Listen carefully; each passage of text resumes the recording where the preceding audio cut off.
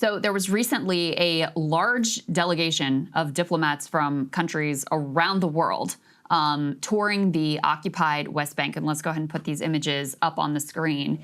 And you can see one of them here, doing a sort of talk to the camera, a few of them in the background as well. And then what you'll see unfold is there were shots fired by the IDF in their direction. You can see them become alarmed here and, start to duck and hurriedly move away. Again, these are diplomats from countries around the world, representatives from Austria, Belgium, Bulgaria, Denmark, Finland, France, Germany, Ireland, Italy, Lithuania, Netherlands, Poland, Portugal, Romania, UK, Egypt, Jordan, Morocco, Brazil, Canada. Huge delegation that was fired on, Ryan, by the IDF. And there was a statement put out afterwards this was obviously a unbelievable diplomatic crisis. Statement put out afterwards that said something to the effect of, well, they wandered off of their pre-designated path and we regret the inconvenience. Right. So even if you take the official Israeli explanation as true from start to finish, it's still quite unhinged. Yeah. And if you scroll back in the video and look in closely, the New York Times is saying they fired warning shots, shot into the air, all kinds of euphemisms. The guns look like they're pointed pretty closely. Now, they didn't hit anybody, but the guns looks like a little too close for comfort for a warning shot. And if that scene looks familiar to you, it's Jenin, and it is very close to where Shireen Abu Akleh was shot and killed by an IDF soldier. It's only a few blocks away from there. So their official version is there was an approved route that they were allowed to take through Jenin, and that towards the very end, as they were doing these interviews, they deviated from the route. And that required the Israelis to shoot at them to get them back onto their approved route. The organizers say they did not deviate from the route. This was the approved route. They were in consultation with the Israelis the entire time. And the only people there are diplomats and journalists who were interviewing the diplomats. Setting aside the disagreement over whether or not they're on the route, even if they were slightly off the route, right? In what planet do you fire at them? And then your statements say we regret the inconvenience. And just the authoritarian nature of requiring that, under pain of gunfire, you must stay on this one specific route also was quite illustrative. And obviously people are going to go, okay, well, if this is how they treat foreign diplomats from some of their greatest allies from around the world, how do you think that they are treating, the Palestinians that reside there? And so also, Ryan, obviously this comes at a time where you have Europe increasingly speaking out and threatening actions and taking some actions because of the ongoing starvation, because of just how barbaric the latest ground offensive in Gaza truly has been, the high level of deaths, the continued bombing of the rubble and destruction of hospitals. It's gotten to a point where it does sort of feel like there's a bit of a global dam breaking, where people are starting to realize, whether they're heads of state or whether we're going to play you Piers Morgan here in a minute, they're starting to realize the way that history is going to view these actions. Yes, and you've had Spain increasingly cutting economic and military ties with Israel. You had, as you mentioned, the UK, Canada, and France all putting out a joint statement and promising concrete action if Israel doesn't restrain its assault on Gaza and start letting in humanitarian aid. You've had Netanyahu and Macron going back and forth. You've had the free trade agreement between Israel and the EU kind of up for review as a result of these human rights abuses. Yet in the face of this, yesterday, we can put this up, my colleague Jeremy Scahill over at Dropsite covered this extraordinary Netanyahu speech where he says that at the end of this operation, Gideon's Chariot, that Israel will control all areas of the Gaza Strip. He said that the U.S. and the other Western allies are in full support of killing what he described as, quote, monsters. This is kind of despite what you might hear, he's saying from the press, from the Europeans. He talked a lot about full ethnic cleansing of the Gaza Strip and repeatedly put it in Trump's mouth. He said he repeatedly used the phrase, quote, Trump's plan. He called it revolutionary. Trump's plan, of course, is that one where he said it's going to become a Riviera on the Mediterranean. He's going to move the Palestinians out to Libya or God knows where. Netanyahu said he repeated his stance that Israel will not engage in a permanent ceasefire, only temporary agreements that release Israeli captives, and will continue the war of annihilation with the ultimate aim of implementing what he keeps calling, quote, Trump's plan.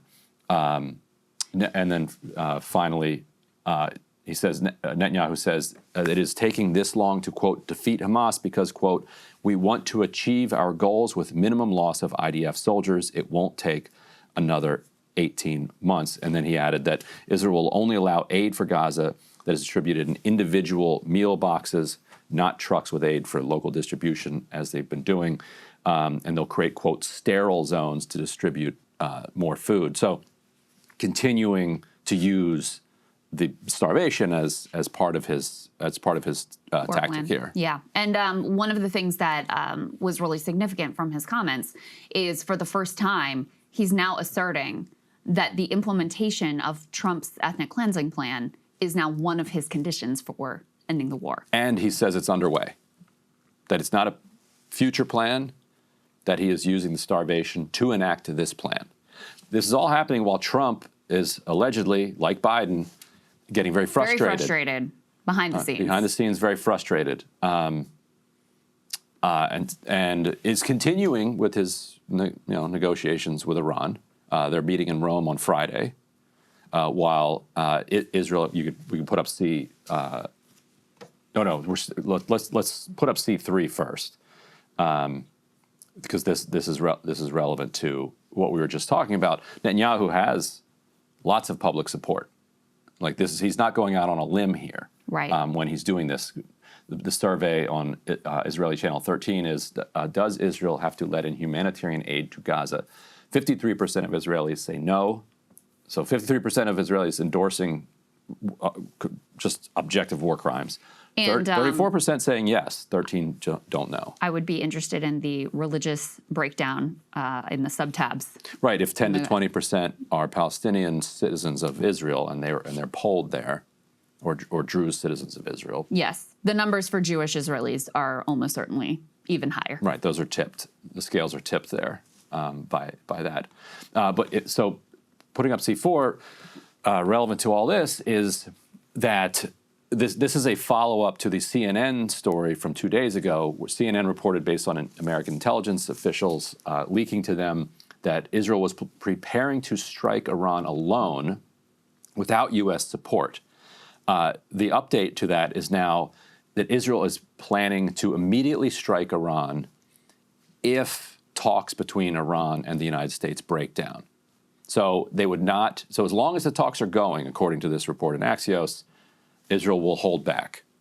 But the second that Trump announces things are going nowhere, my people need to come home from Rome, Witkoff is done talking. I'm angry at the Ayatollah for whatever post. Yeah.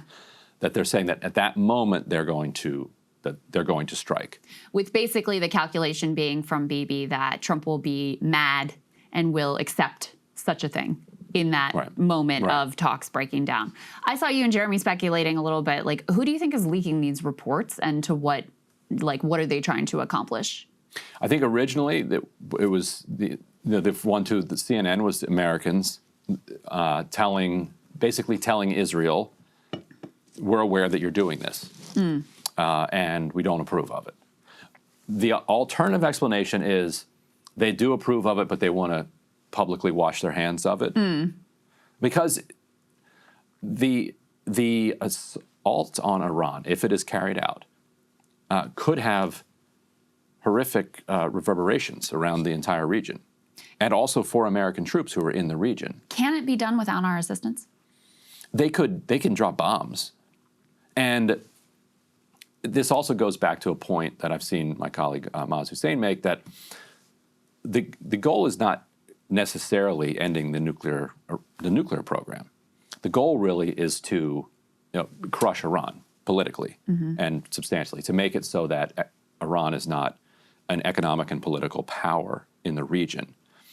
An Iran that is no longer sanctioned and is an active and normal part of the global community, even if it does not have a nuclear program, is arguably, from Netanyahu's perspective, a bigger strategic threat than a weakened Iran that does have a nuclear program or is close to getting a nuclear program. So the idea that the bombing is about the nuclear program misses that analysis. That the idea maybe just bomb them and keep the sanctions on, and then, okay, yes, if we have to bomb them every 5 years, we'll bomb them every 5 years. And we'll just do that endlessly. And the last information that we've gotten out of those nuclear talks is not particularly encouraging, although you just never know with the Trump administration where they're going to end up. But you had Witkoff coming out and insisting on zero enrichment as a clear red line. Other administration officials, including Trump himself, has been more like, we'll see. Other administration officials have said other things at other times, but that's kind of where things are right now with regard to that. Right. It's totally plausible that you could have atomic inspectors go in and allow for a civilian nuclear program and prevent it from getting close to breakout. In fact, if you don't do that, you actually make it easier for them to get to enrichment that can break out. Yeah. So again, the focus on whether or not they're going to get the bomb was once again a distraction, I think, from the broader goal. I think that's well said. The other thing we wanted to bring you an update on is what's going on with Mahmoud Khalil, who has been in prison for how many months at this point? For quite a while. Missed the birth of his newborn son to his wife is an American citizen. We can put this up on the screen. He attempted to have a contact visit with his newborn child, who he has not been able to meet yet, for the crime of participating in pro-Palestine protests at Columbia, and that visit was denied. So this is from the ACLU. They say, in a decision that underscores the government's ongoing retaliation against Mahmoud Khalil in response to his advocacy and support of Palestinian rights, officials from ICE and private prison contractor Geo Group, they're the same ones that had the tussle in Newark, but anyway, have refused to allow a contact visit between him and his family. The officials cite a blanket,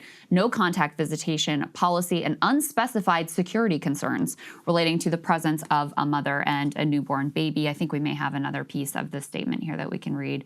ICE's refusal comes after multiple requests from Mr. Khalil's legal team that point to federal policies explicitly encouraging contact visits between detained parents and their children. Mr. Khalil's team has also noted permission for family visits like these are routinely granted at facilities like the Elizabeth Detention Center in New Jersey, where his attorneys have requested he be transferred. And so, I mean, they're treating him like a hardened, the most horrific criminal you can imagine, when they've asserted no criminality against him. They've asserted nothing more than him being an active member of a pro-Palestine movement on campus at Columbia. Right, and these contact visits they're a normal thing, especially in a country that has systematized mass incarceration. You go through a metal detector, you get searched. You and your baby get searched. You go into a room where oftentimes there's lots of other people. They get searched. They come into that same room. You meet in that room, you can hug, you can sit there, you have a specified amount of time. Everybody's watching, cameras, guards. He goes back to his cell, they go back out. Like this is very basic stuff. So to deny this is clearly just malevolent and cruelty for the sake of it. Yeah, there's no other reading of that. At the same time, you have the new president of Columbia, Claire Shipman, speaking at their graduation ceremony, and quite a lot of students not too happy with her or what she had to say. Let's go ahead and take a listen to that.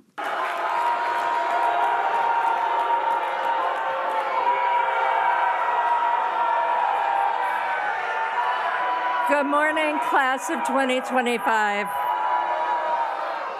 I know that many of you feel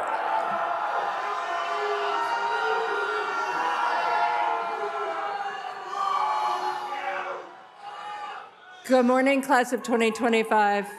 I know that many of you feel some amount of frustration with me, and I know you feel it with the administration.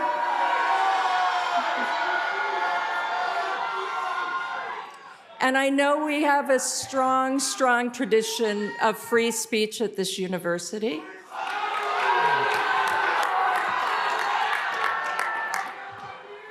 And I am always open to feedback, which I am getting right now.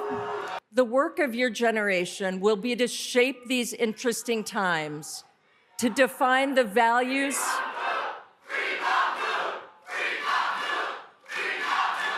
And I know, Ryan, she did also in her comments say something about Mahmoud Khalil and how she understands that a lot of people are regretting his absence that day. But I mean, Columbia is really case in point of the university that completely bent to whatever the Trump administration was trying to throw at it.